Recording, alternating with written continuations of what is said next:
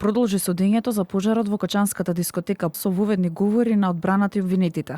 Тие во судницата изразија сочувство, а во воведните говори адвокатите на обвинетите поранешни градоначалници на Кочани наведоа дека тие постапувале согласно закон и прописи, а одговорноста според нив за надзорот и регулатива е во надлежност на стручните служби.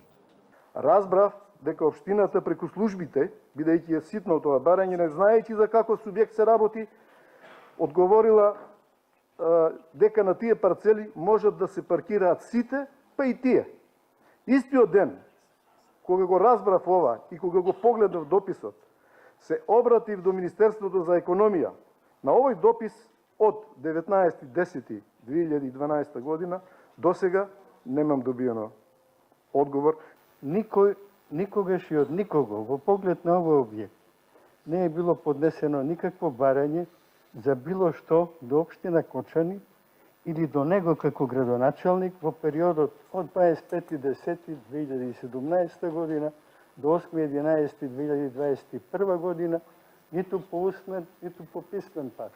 Во оваа судница, како што ветува и самиот почеток, ќе бидат изнесени многу аргументи и факти, кои можеби нема да му се допаднат некому, но ќе бидат првиот чекор или првиот патоказ дека сте на вистинскиот пат кон утврдување на вистината. Одбраната на обвинетите градежни инспектори кажаа дека ќе докажат дека причината за големиот пожар не е поради градежни пропусти на структурата на објектот.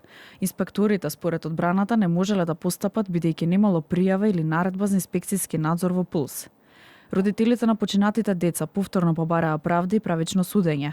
Искажаа револт кон обвинетите откако на минатото рочиште сите обвинети се изјаснија дека не чувствуваат вина за она што им се става на товар.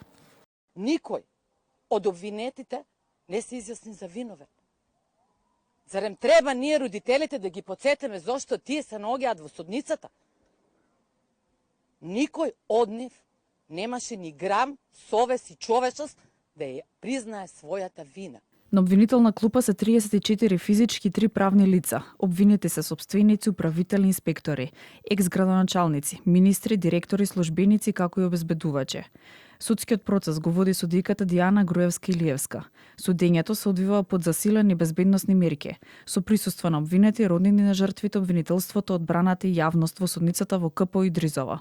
Следното рочиште е закажано за 10 декември.